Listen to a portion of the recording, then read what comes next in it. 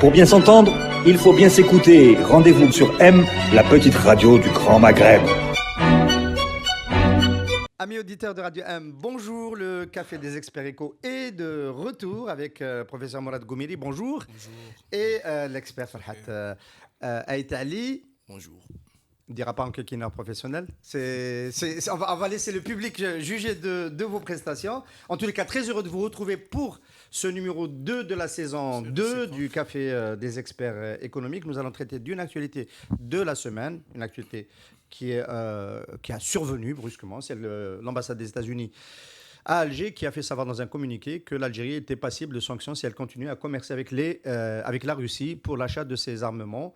Une première sanction a été décidée par Washington contre le département de développement des équipements chinois, qui n'a plus la possibilité d'obtenir des licences d'exportation vers le marché américain. C'est une sanction lourde parce que ça bloque un accès important pour les exportations chinoises. Et on se rend compte donc que l'Algérie pourrait tomber sous ce ban qui date de août 2017, voté par le Congrès américain.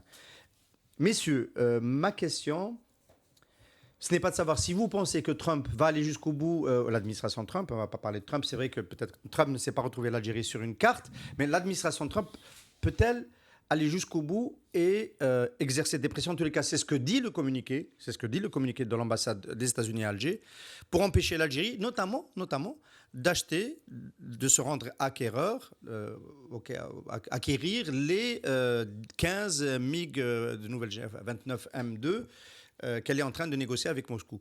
Donc, la question, c'est, on va la poser quand même. Si les États-Unis passaient à l'acte, comment les États-Unis pourraient sanctionner économiquement l'Algérie? On sait comment elle a sanctionné la Chine, interdiction d'exportation vers le marché américain. Comment les États-Unis peuvent sanctionner l'Algérie si, d'aventure, l'administration allait au bout de ces menaces, parce qu'il s'agit de menaces, le communiqué est très clair. Morad, Farhat a l'habitude, il dit droit d'aînesse. Bon, je le fais à sa place. Je crois que il faut prendre ce communiqué de l'ambassade des États-Unis comme un communiqué en direction de tous les pays du monde. C'est une loi, vous l'avez rappelé, prise par les sénateurs, etc., etc. Donc, avis à la population du monde, et nous faisons partie du monde, et donc l'ambassadeur des États-Unis a simplement transmis cette loi, qui d'ailleurs, quand on la regarde, elle est extrêmement élastique. Les éléments ne sont pas définis d'une manière stricte. Vous ne pouvez pas acheter ceci ou ceci ou cela. Ça, c'est une part. D'autre part, il se trouve que j'ai été invité il y a quelques jours, voire quelques semaines, à l'ambassade des États-Unis, où on recevait l'adjoint de la CIA qui était venu donc voir certainement le général Tartag, entre autres. Et dans son discours officiel, il n'a pas tari d'éloges en disant que la coopération entre les services algériens et américains fonctionnait très bien. Donc ça signifie qu'il n'y a pas de problème particulier. Maintenant, est-ce que cela peut gêner l'achat des MiG? Je ne pense pas. Je ne le pense pas du tout. Alors, Morad Goumiri, les États-Unis vous disent attention, si vous achetez les MiG, vous allez être sanctionné. Ils viennent de sanctionner la Chine et nous, on peut dire qu'il ne s'est rien passé. Ils n'ont jamais dit ça dans le communiqué. Dans le communiqué, il y a une négociation pour empêcher ça. Attention, il y a une négociation pour empêcher cet achat. Mais ils n'ont jamais dit ça. Donc, l'Algérie est traditionnellement, en particulier dans l'aviation, et traditionnellement un pays qui achète de l'armement russe.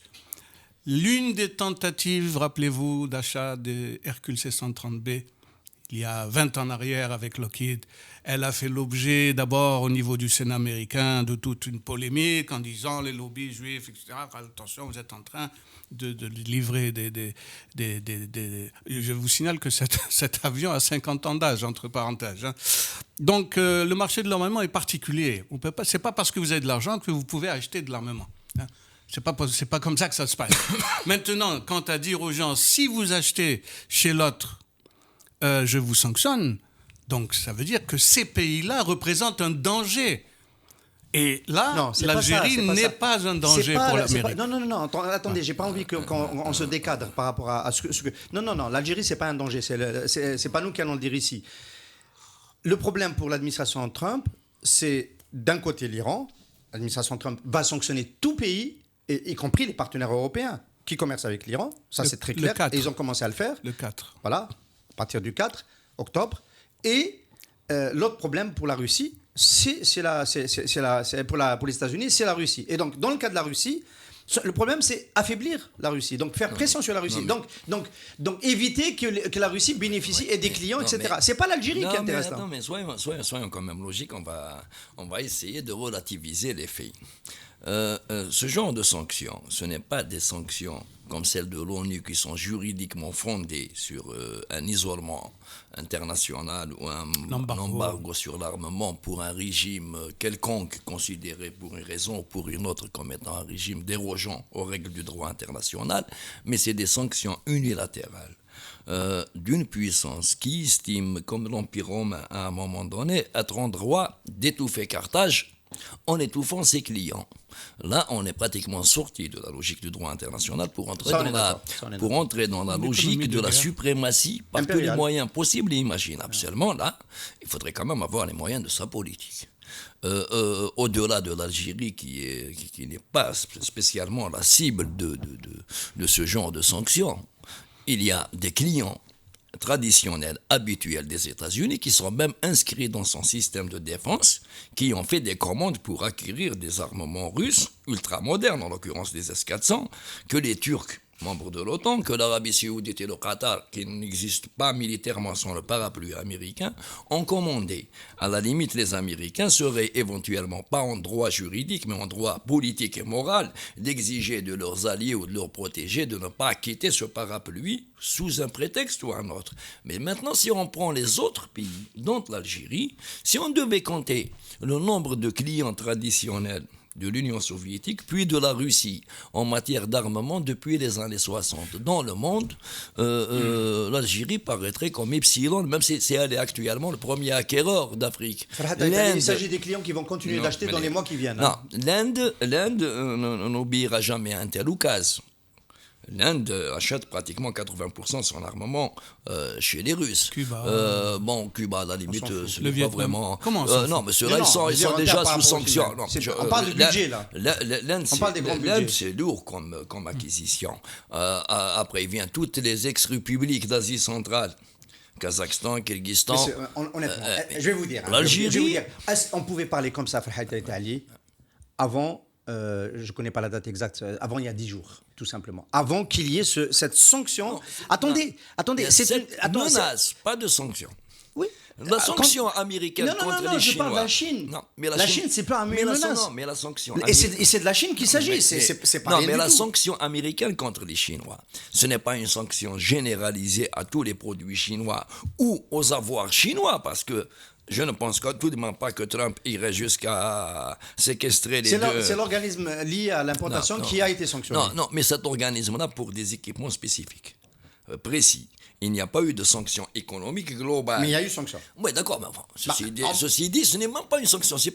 On pourrait appeler ça une mesure de rétorsion. Ce qu'on appelle une sanction, parce que la sanction, c'est un terme juridique. Et un terme juridique qui pénalise quelqu'un, en général, sur l'intégralité de ses activités, en contrepartie, bien sûr, de ce qu'on estime être une infraction. Dans ce cas précis, c'est une mesure de rétorsion de réciprocité. Vous achetez du matériel de guerre aux Russes, certains équipements que nous estimons comme étant sensibles qui pourraient éventuellement provenir en partie d'une technologie russe, mais ça s'arrête là. En revenant à l'Algérie n'étant pas dans ce schéma, nous n'avons rien de technologique à exporter vers les États-Unis d'Amérique. Pour ce qui est du pétrole et du gaz, pratiquement nos exportations sont réduites à Epsilon.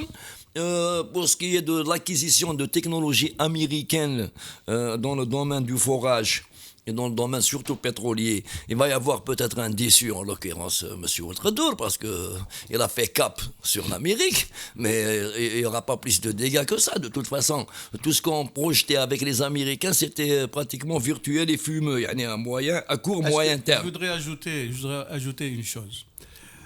Dans le système de sanctions, lorsque vous imposez des sanctions, vous sanctionnez aussi vos propres entreprises. Il ne faut pas l'oublier.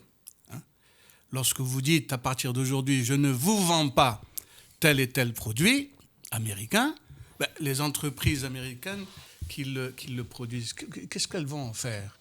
Donc, il faut faire très attention à ce genre d'annonce ou d'effet d'annonce.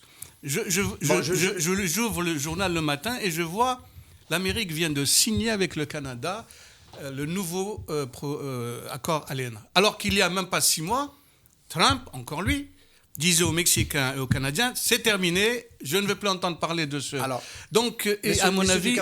des experts échos, je vais prendre un peu le revers de ce que vous dites. Vous relativisez, vous avez l'air serein, vous ne prenez pas très au sérieux. Bon, je rappelle que Trump a promis de quitter l'accord climat. Il a quitté l'accord climat, il a promis de quitter l'accord de libre-échange sur l'ASEAN. Il a quitté... Le nucléaire. Il a promis d'annuler l'accord du nucléaire avec l'Iran. Il l'a fait, il ajoute les sanctions, etc. Moi, personnellement, journaliste algérien, j'ai aucune raison de ne pas le prendre au sérieux. Voilà. Donc, je vais essayer de considérer les cas. Et c'est son administration, en dépit de ce que peut dire le numéro 2 de la CIA à Alger sur la collaboration avec les services de sécurité algériens, en dépit de la bienveillance de monsieur l'ambassadeur des États-Unis en Algérie, on est obligé de le prendre au sérieux. Bien, mais on peut faire de la prospection. Si on devait arriver aux sanctions. Alors là, ça nous permet, nous, d'évaluer notre vulnérabilité économique. Les exportations, on est d'accord. On peut pas faire mal à l'Algérie en lui interdisant vous allez l'exportation. arrêter le blé. Non, même pas le blé. Non, le blé, c'est 60% français l'année dernière. Oui. Donc on enlève. 40% américain. Il y a les Canadiens aussi. Alors, il y a...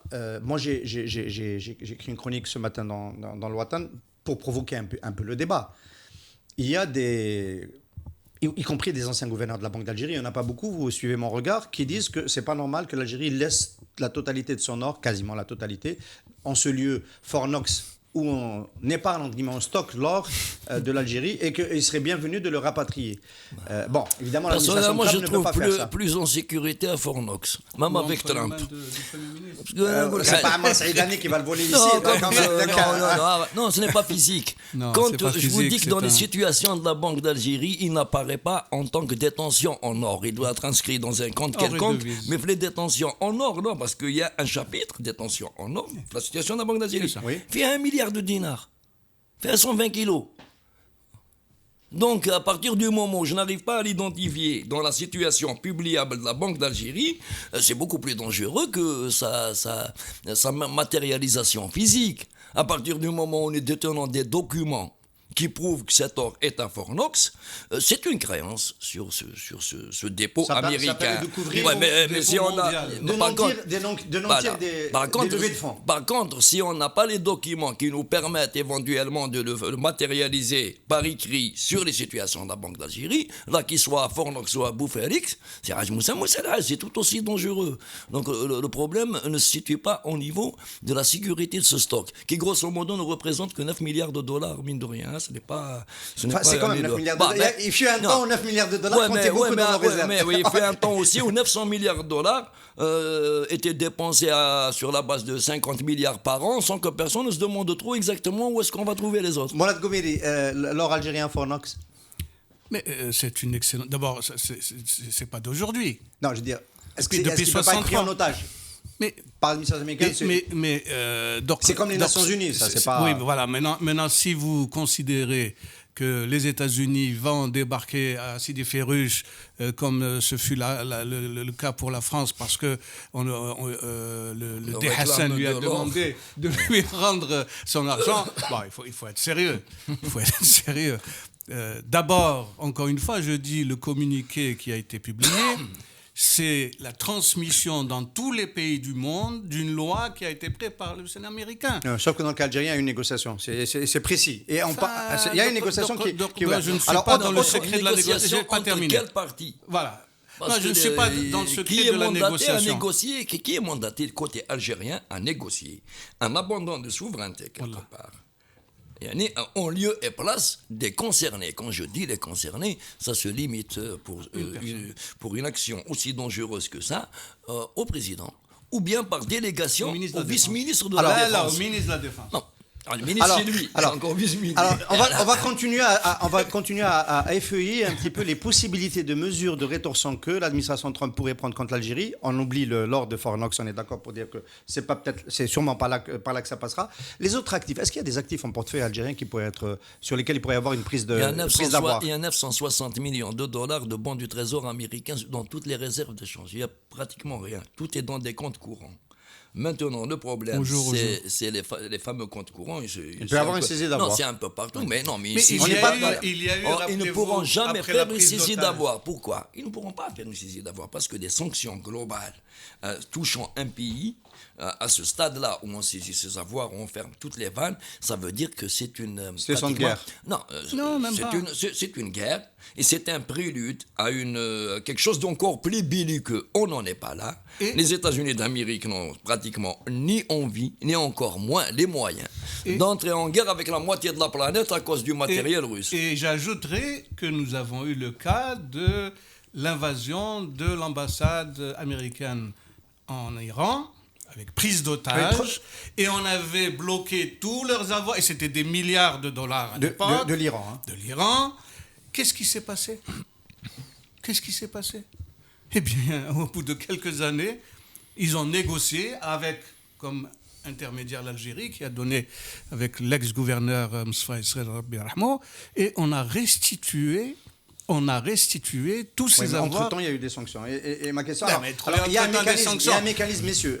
On n'est pas dans un film de cow-boy. Le professeur Norm Dahi m'a fait observer, après la lecture du papier que j'ai sorti ce matin, qu'il y avait un mécanisme qui pouvait être utilisé par les États-Unis, c'est celui de sanctionner les banques qui participent à la commercialisation, aux exportations des hydrocarbures algériens. Si on devait... Attendez. Nous, on continue, on essaie d'évoquer les cas de figure, on fait de la pédagogie. C'est un peu le schéma iranien, quoi. Voilà. Mais ça veut dire que, si j'ai bien compris cette logique, si les Américains veulent aller jusqu'au bout de leur logique, avec l'Algérie, du moins, le million de barils algériens quittera le marché mondial. Au même titre que les 2 millions qui vont manquer aux Iraniens. La partie du million qui passe par des banques qui ont des intérêts aux États-Unis. Pratiquement, il n'y a pas une seule banque au monde qui n'ait pas des intérêts aux États-Unis ou directement lié à une banque qui a des intérêts aux États-Unis. Ou qui utilise le dollar. Donc, dans tous les cas de figure, ça finit bien par tomber sur une banque qui pourrait être épinglée. Mais dans ce cas-là, à quel prix Trump pourrait-il essayer de payer son pétrole? Parce que l'Angola aussi achète de l'armement russe. On rajoute l'Algérie, c'est le Venezuela qui est déjà dans la dèche et qui va perdre encore le petit million qui lui reste, il va se payer un pétrole à $300. Non, c'est pas, si le million de barils de jour algérien manque au marché, ça ne monte pas à $300. Le million de barils algériens, c'était Epsilon. Mais si on le rajoute aux 2 millions pressentis des Iraniens, et bien sûr la disparition d'autres producteurs aussi qui achètent du matériel russe parce que ce n'est pas spécifiquement algérien. Mais vous êtes d'accord avec moi pour dire quand même que c'est une menace, cette menace-là, de sanctionner les banques qui commercialiseraient... Je ne prendrai pas au sérieux, franchement. Vous pensez qu'il ne faut pas la prendre au sérieux? Ne vaut rien. Je crois que... Mais c'est un mécanisme qui a fonctionné. Hein. Je crois que mais ils ne la mettront pas en branle parce que c'est un acte belliqueux direct qui n'a pas de raison économique, qui n'a même pas de raison, nous ne représentons strictement aucune menace avec cet armement pour l'Occident et certainement pas les États-Unis d'Amérique. Je crois que Trump, maintenant, nous a montré un peu son modus operandi. Il commence par agresser, d'une manière forte, cavalière, avec des mots impossibles à prononcer, non diplomatiques, etc., etc. Et puis, ensuite... Quelque temps après, on le retrouve à la table de négociation et l'élément le plus spectaculaire, c'était avec la Corée du Nord. Donc maintenant, on le voit un peu partout. Je sors de ceci, je sors de cela, je ne veux pas ceci, je ne veux pas cela. Et quelques temps après... Avec la Corée du Nord, il est en train d'obtenir la dénucléarisation de la péninsule. Oui, mais non, mais quand vous appelez quelqu'un... Je ne suis pas en train d'encenser sa méthode. Ils sont arrivés... En général, on négocie, on se couche. Ici, il est arrivé tout à l'heure le Canada. Le Canada a beaucoup reculé. Hein, en quoi il a reculé le Canada? C'est pas vrai. La taxe sur les produits agricoles que les Américains... Oui, mais il les a rattrapés dans l'énergie qu'il fournit aux États-Unis à partir de la région des Grands Lacs. Non, il faut maintenant intérioriser cette façon dont Trump agit. Hein. Et garder son agression, sang-froid. Et garder son sang-froid. Garder son sang-froid, garder raison, parce que en fait, il ne va pas se mettre à dos tous les pays du monde. Parce que là, il est en train de remettre en cause l'OMC, l'OPEP. Vous avez vu ce qu'il a dit à l'OPEP? Il a donné hier, injonction. qu'est-ce qu'il a dit au roi d'Arabie Saoudite? Vous avez lu? Bon, jusqu'à quand? Alors, ses amis, ses ennemis, les gens qu'il déteste, etc., tout le monde pratiquement se ligue. L'Europe est en train de chercher des formules juridiques pour sortir de la menace. Merci pour la transition. américaine. Est-ce que l'Algérie devrait commencer? Parce que c'est quand même un moment, c'est pour ça que j'ai tenu absolument mes amis experts à en parler aujourd'hui, c'est un moment qui amène à réfléchir un petit peu sur l'insertion de l'Algérie, l'insertion monétaire et financière dans le commerce mondial. Est-ce que l'Algérie ne devrait pas aussi devenir active pour essayer de développer des zones de commerce qui n'utilisent pas le dollar? Parce qu'aujourd'hui, on a un fou comme Trump, je prends la responsabilité de le traiter de fou, à la tête des États-Unis. On peut avoir quelqu'un d'aussi dangereux et plus sérieux demain qui va nous sanctionner. Non, cette histoire de contourner le dollar, c'est une arlésienne. On ne peut pas contourner le dollar. Grosso modo, le gros de nos transactions à l'export porte sur les hydrocarbures que nous vendons à la zone euro à 80%.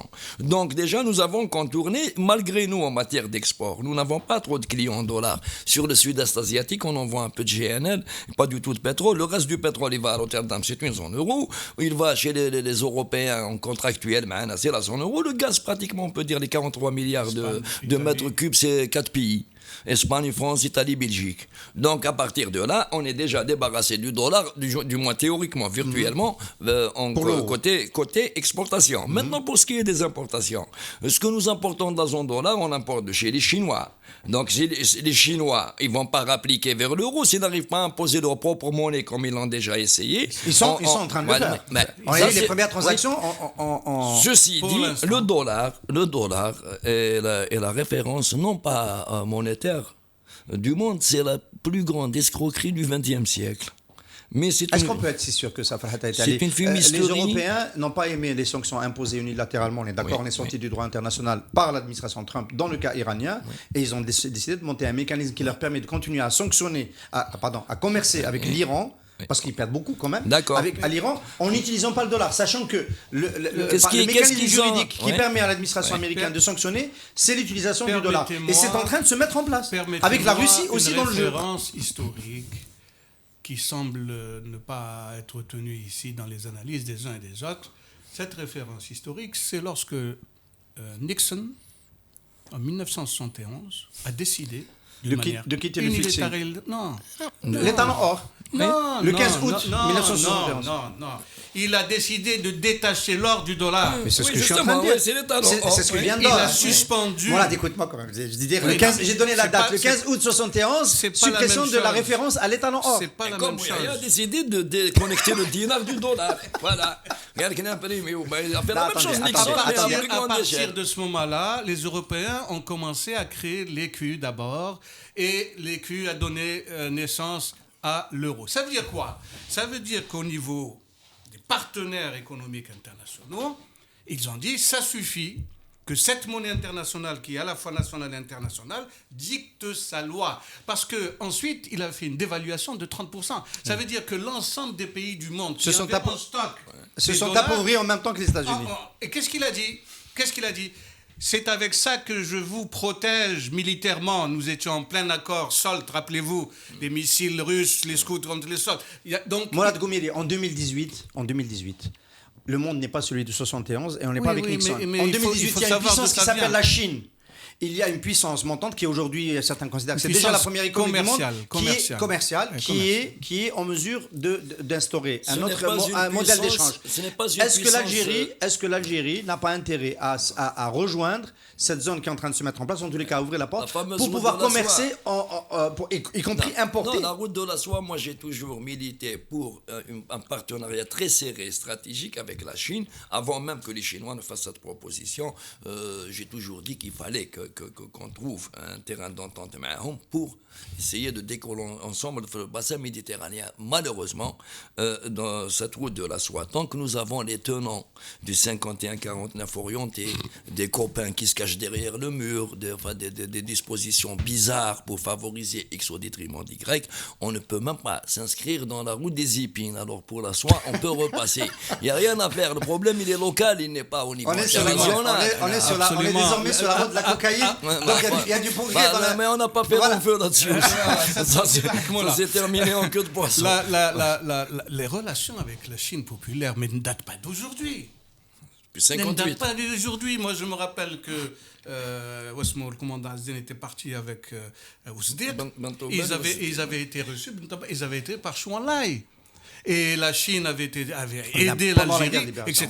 Pendant la guerre. Oui, ensuite, non, il faut le préciser, parce que sinon... Oui, et ensuite, pourquoi c'est en 2018 qu'on dit, tiens, on va faire le hub Hadaya avec les Chinois. D'abord, on n'a pas trouvé de terrain. C'est quand même extraordinaire. 2,3 millions de kilomètres carrés, le pays le plus important d'Afrique en surface, il n'y a pas de terrain pour faire ce hub. Deuxièmement, la législation. Moi, je me rappelle que cette législation a existé depuis au moins 15 ans. On avait préparé, on appelait ça les zones franches. Alors, on avait préparé des zones bien déterminées où on devait faire... c'était prévu. Voilà. Alors, on va épiloguer sur ce premier sujet, qui étaient les sanctions et le communiqué de l'ambassade des États-Unis à Alger sur l'armement et la perspective de l'Algérie d'acquérir encore à nouveau, comme traditionnellement, des avions de guerre russes. Messieurs, un pronostic quand même, vous allez vous mouiller. Alors, il y a des points de vue qui disent Alger va se coucher, je vais utiliser les termes utilisés de manière crue, Alger va se coucher devant les menaces de Trump et ne va pas acheter ces MiG-29. Vous dites ça arrivera, vous dites ça arrivera pas. Pas du tout. Pourtant, vous savez la confiance que j'ai dans la défense de la souveraineté actuellement. On achètera quand même. Mais on n'a pas le choix. On achètera. Il n'y a pas que les cercles qui ont l'habitude de se coucher pour des intérêts mesquins dans le système de l'État. Il y a des cercles qui sont rationnels. C'est pas une question de tarjila ou là. Il y a des gens qui sont rationnels quand même dans le système. Après 60 ans d'acquisition russe, si nous devons discuter maintenant de l'utilité, de la nécessité, de la qualité, ça tout de suite. Pour que ça soit quelqu'un qui nous refuse même des balises GPS à l'exportation, qui vient maintenant nous dicter de ce qu'on doit acheter ou ce qu'on ne doit pas acheter. Quand vous achetez pendant 60 ans aux Russes, ça veut dire, alors je vous tire boulette. Donc on va revenir à l'âge de pierre. C'est Trump. Non, mais on se couchera pas. Non, moi je dis c'est complètement loufoque. Moi je me demande si c'est pas un coup des services de je ne sais pas qui. Attendez, l'ambassadeur algérien qui émarge au service, ce serait un correspondant américain. Oui, américain. Oui, mais on lui a demandé de jeter le feu, de cracher le feu comme ça. Non, il n'a pas craché le feu. Il a dit, voilà ce qu'au niveau mondial, le Congrès américain a décidé. Je vous le dis à toutes fins utiles. C'est tout, c'est une note d'information. Donc Alger n'écoutera pas. Mais elle ne peut pas le faire, c'est Mohamed. Vous êtes en train de changer du matériel vétuste pour du matériel neuf. Et vous voulez qu'on arrête ? On garde des avions qui ont 30 ans d'âge, qui ne sont plus opérationnels. Où vous allez, c'est comme alors. Mais pourquoi vous arrêtez à l'aviation ? Il y a les chars, il y a les missiles, il y a les ceci. C'est noté. Vous dites donc vous prenez le pari que ces menaces américaines qui ont fait l'objet de cette première partie de l'émission. Au contraire, ils vont même aider pour les élections prochaines parce qu'ils vont faire passer n'importe qui pour une sorte de Saddam local, même approximatif. Voilà. Oui, mais peut-être que ça ne sera pas aussi vite que cela. Farhat a introduit d'une certaine façon la discussion sur les dépenses utiles et les dépenses pertinentes dans le contexte dans lequel nous sommes toujours, d'une certaine façon, du contre-choc pétrolier, puisque l'équilibre n'est toujours pas retrouvé de la balance des paiements, ni celui a fortiori du budget, donc de la balance de la loi de finances. Est-ce que vous avez été surpris par les grandes lignes du projet de loi de finances de 2019 qui a été voté par le Conseil des ministres mercredi dernier. Nous l'avions pas prévu, mais nous l'avions dit la dernière fois. On a dit que c'était un budget qui a été complètement accroché au présidentiel. Bien. Ça veut dire quoi accroché ? Ça veut dire que pas d'augmentation des taxes, les assainissements, la rationalité, parce qu'on a l'habitude au ministère des Finances de parler de rationalité des choix budgétaires, hein, ça fait, les années, ça fait 20 ans. Tout cela, c'est pour la loi de finances complémentaire 2019. C'est-à-dire, entre-temps, on aura eu un nouveau président. L'ancien ou la Ouahdahor, peu importe, on aura eu un nouveau président. C'est ça, le budget. Maintenant, il y a des revendications sociales, notamment dans le corps des fonctionnaires. Donc, il faut prévoir une cagnotte pour lâcher du mou, je pense. Un mot sur la cagnotte, 80 milliards de dollars de plus dans le budget de fonctionnement, c'est suffisant, c'est pas assez, c'est une prise de risque. Mais je viens de dire que ça, c'est pour franchir une étape. Et on aura une loi de finances complémentaire 2019 qui sera la véritable loi de finances 2018. Donc, il faut baliser, essayer de calmer la situation. Dès qu'on traverse cette zone de turbulence, en tous les cas, c'est ainsi qu'ils la conçoivent, des élections, et puis ensuite, on verra. Et il y a aussi un sous-entendu implicite qui n'est pas écrit, de dire, mais de toute façon, les prix sont en train de grimper. Je parle du prix du pétrole. Donc, ça va adoucir les déficits. Au lieu de partir sur un déficit de temps, eh bien, on va partir sur un déficit inférieur, ce qui va permettre de mettre un peu de gras dans les épinards. Voilà, à mon avis, l'objectif de cette loi de finances pour 2019. Pas de mauvaises nouvelles le 1er janvier au matin, Farhat Aitali, c'est ça la ligne directrice de la loi de finances. Après tout ce qu'on a vu, une mauvaise nouvelle, c'est la mort subite, quoi. Bon, en parlant de mauvaises nouvelles, moi, la mauvaise nouvelle, je l'avais vue en 2013. Quand on est arrivé pratiquement justement aux environs de 90 milliards de dollars, parce qu'à l'époque, il fallait convertir à 75 dinars le dollar, 90 milliards de dollars de dépenses. 90 milliards de dollars de dépenses qui, à l'époque, profitaient du fonds de régulation d'avant 2006.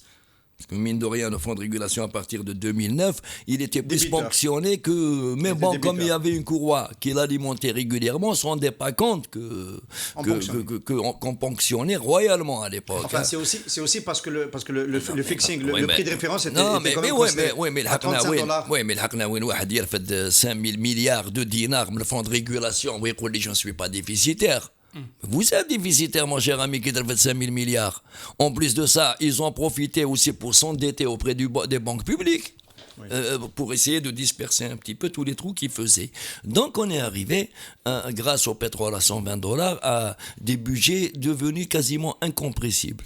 Qu'on arrive à comprimer en dollars par effet de dévaluation, mais en dinars, les fameux 4580 milliards de dinars du fonctionnement, je peux les donner à n'importe qui. Bon, en dehors des subventions sur le lait, les céréales qui sont inscrites là-dedans, à hauteur de 2 milliards de dollars à peu près, tout le reste, je peux le donner à n'importe qui. Quel goût Ah oui. Oui, pas de problème. Dites-nous où est-ce qu'on va toucher. Est-ce que vous voulez privatiser l'armée? Est-ce que vous voulez la santé, l'éducation, l'université, la formation professionnelle? Le budget de défense, il était inférieur à celui de l'éducation. Pour des considérations sécuritaires pour les années 90 et le manque de toute façon de moyens, il a dépassé celui de l'éducation. Aujourd'hui, il dépasse toujours d'ailleurs celui de l'éducation, de moins équivalent de 4 milliards de dollars. Mais comme il y a les acquisitions justement d'équipements qui sont à inscrire à ce chapitre, à savoir à quelle proportion, il est devenu quasiment incompressible, même si on arrive quand même à le comprimer, justement par dévaluation toujours. Parce que... mais ceci dit, la retraite, elle coûte aussi cher que la présence au corps. Donc, 1100 milliards de dinars. On est à 75 dinars le dollar. Et 1100, on est à 120 dinars le dollar, ce n'est pas du tout la même chose. Aujourd'hui, on peut se retrouver à 9 milliards de dollars dans les faits, le vrai budget de la défense, par rapport à celui de 12 qui était avant la dévaluation. Oui. Mais en dinars, globalement, tous les corps, toutes les institutions sont arrivées à des nécessités financières. Elles présentent des besoins financiers annuels incompressibles. Alors, je vais essayer de résumer pour nos amis auditeurs. Et j'ajouterai que, nous sommes mal administrés, donc il va falloir recruter encore d'autres fonctionnaires. 2, les fonctionnaires demandent à ce que leur salaire soit revu à la hausse. Donc, non seulement on ne peut pas diminuer, mais il faut prévoir une augmentation quasi certaine.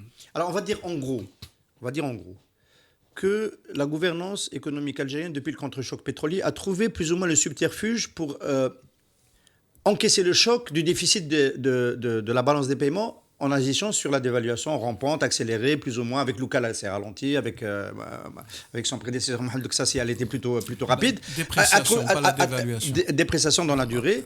Et on va dire que finalement, l'un dans l'autre, les réserves de change qui se divisent par deux sur la période, on va dire on a contenu le choc. En revanche, la réponse en dinars, donc au déficit du budget, on n'a pas encore trouvé la réponse. En fait, si, on l'a trouvé. Il ne faut pas que l'encre se termine dans la planche à billets. Mais sinon, une réponse économique qui réduise le budget de l'État, on ne l'a pas trouvé. Et avec le projet de loi de finances 2019, ça continue. Est-ce qu'on peut résumer la situation comme ça ? Ça continuera tant qu'il n'existe pas un plan de redressement économique réel. Un plan de création d'une économie qui nous sort de l'économie d'intendance et de l'économie de répartition de la rente par prise d'otages politiques interposés. Parce que là, pendant presque 40 ans, comme les années 80, il n'y avait strictement plus aucun plan d'industrialisation ou de relance économique réelle du pays. Qu'est-ce qu'il y avait ? Il y avait un plan, il est toujours d'actualité, et dans les têtes de tous les bureaucrates du système, y compris de ceux qui portent une casquette d'entre eux. Dans leur tête, voilà, si une société s'émancipe économiquement, on ne peut plus la tenir. Si mon cousin arrive à créer sa propre richesse, je ne peux plus lui donner des ordres. Alors qu'est-ce qu'on fait ? On s'accapare la première source de rente. On se débrouille pour que cette source de rente ne devienne pas une source d'émancipation, mais une source de dépendance. Non seulement la société est devenue dépendante d'eux, mais eux sont devenus dépendants du pétrole et de l'étranger. Au point d'avoir peur de l'histoire des Américains, là. Donc on s'est retrouvés tous piégés les uns les autres, otages des uns qui sont eux-mêmes otages d'autres. La solution ne sera jamais dans cette fameuse résilience. C'est un terme qui me fait rigoler.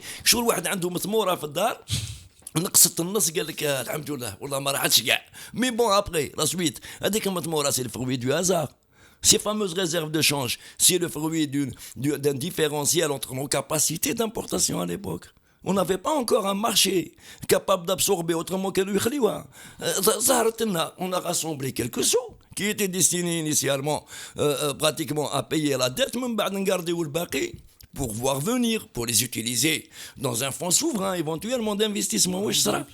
C'est une réserve pour la dilapidation et la surfacturation. Alors, quand même. Vous vous rappelez quand l'Algérie devait prêter au FMI 7 milliards de dollars, il me souvient, les gens m'ont dit, qu'est-ce que vous pensez qu'il va se dire ? Mais il vaut mieux qu'il soit chez eux que chez nous. Finalement, on n'a pas prêté. C'était une possibilité de lever de fonds. Je n'ai pas dit qu'on a prêté. Enfin, moi, j'ai un autre avis. Moi, je pense qu'on aurait dû prêter à la Tunisie en B2B, en direct, pour soutenir le processus démocratique tunisien. Et peut-être créer de l'investissement algérien en Tunisie. On va être affecté par la démocratie tunisienne. Mais où vous voulez aller ? Oui, ça va. Pas déconner. Messieurs, une dernière question, parce qu'on arrive à la fin de cette émission. Est-ce que vous nous trouvez absolument rien dans le projet de loi de finances pour 2019 qui soit de l'ordre de la réforme quand même, parce qu'on ne va pas quand même oublier qu'il y a une task force qui a travaillé sur un nouveau modèle économique, que c'est le nouveau modèle, et on est supposé essayer d'aller vers cela, notamment sur cette fameuse capacité à élargir l'assiette fiscale et à intégrer une partie de l'économie informelle. Est-ce que vous trouvez aucune mesure dans cette loi de finances qui permette de relancer cela, sachant que la fiscalité ordinaire continue à être le bas une bonne fois pour toutes. Bon, le fameux modèle économique. Bon, Max, le fameux modèle économique, je l'ai redit, c'est un éléphant rose. Il ne reposait sur rien de cohérent et de concret. Il n'y avait strictement aucun plan de relance fait. C'était juste non, c'est pas un plan de relance. Non, mais un plan de relance, c'est un plan de dépenses publiques en règle générale. C'est pas un plan de relance. C'est un plan d'émergence des initiatives privées. Non, il n'y avait aucun plan d'émergence. Et de redistribution des ressources. Non, je me rappelle de l'époque, de toute façon. Aujourd'hui, on a vu l'émergence des initiatives privées. C'est une sacrée émergence. C'est le course qui vient de réémerger, mais sans les ogives nucléaires. Oui. C'est la débandade. Aujourd'hui, ce fameux projet de loi, ce qui m'effraie beaucoup plus, c'est les sources de recettes que cherche le gouvernement, beaucoup plus que les dépenses, parce qu'elles sont devenues incompressibles. Si jamais il intègre encore quelques 1000 milliards à la Banque centrale, sur des dividendes inexistants, c'est qu'ils comptent ou bien dévaluer ou bien pomper les passifs. Là, ça risque en augmentation avec le déficit, bien sûr, de faire une catastrophe enjolivée. Maintenant, pour ce qui est de la fameuse fiscalité ordinaire sur laquelle tout le monde fantasme, et tout le monde veut que l'informel soit ponctionné pour payer justement sa part de fiscalité. Nous n'arriverons jamais par exemple, à 4 000 milliards de dinars de fiscalité ordinaire en ponctionnant l'informel. Chaque économie, dans tous ses volets, parce que l'informel fait partie de ce PIB, c'est pas un PIB parallèle, chaque économie a des limites au-delà desquelles elle ne peut plus rien donner en fiscalité. Le gouvernement algérien est lui-même justement la première source d'informel. Quand on prélève entre fiscalité pétrolière et ordinaire 50% du PIB en amont pour le distribuer à sa manière, où est-ce que la société? À moins de prendre tout ce qu'il y a, même si il y a raté à l'Algérie, c'est des voilà. Sinon, il n'y a rien à prendre. On n'en est pas loin. On n'en est pas loin. Voilà, on va finir, oui. En fait, on prend le problème par la tête. On dit on va augmenter la fiscalité pour l'informel, ceci, cela. Alors que, en fait, le problème, c'est un problème de croissance. C'est un problème de croissance. La fiscalité augmente, j'allais dire quasi automatiquement, avec la croissance économique. Donc, il faut mettre les gens au travail, il faut les mettre en confiance et libérer l'investissement et permettre aux initiatives de se développer. Il faut libérer l'économie de la ceinture qui étrangle notre économie, c'est-à-dire l'économie de rente. Tant que cette économie de rente, c'est elle qui décide, c'est elle qui fait les lois, c'est elle qui fait les décrets, etc., qui nomme, qui dégomme, etc., on peut rien attendre. Or, la baguette magique, l'espèce de fausse illusion qu'on est en train de nous donner à chaque fois, de nous servir, alors on va augmenter de tant % tel et tel produit, quantitativement, ça ne règle pas le problème, mais surtout, on donne de faux espoirs. Le problème n'est pas dans la fiscalité. La fiscalité n'est qu'un instrument de régulation. Le problème, il faut aller directement aux réformes économiques structurelles, et ça, vous ne pouvez pas le faire avec un pouvoir rentier. Voilà. C'est tout. Là, je pense que c'est le fin mot de notre émission. Il y a certains de nos amis auditeurs qui réagissent sur YouTube et qui nous ont reproché d'être peut-être un peu trop pessimistes et négatifs et de peut-être faire de l'Algérie bashing. Il y a toujours dans nos propositions, dans nos débats, dans nos discussions, des pistes qui sont ouvertes pour aller de l'avant. Et je crois que Mourad Goumili, tu viens d'en pointer une qui est peut-être la plus lumineuse. Mes amis, merci beaucoup. Merci. Et à dans 2 lundis. Merci.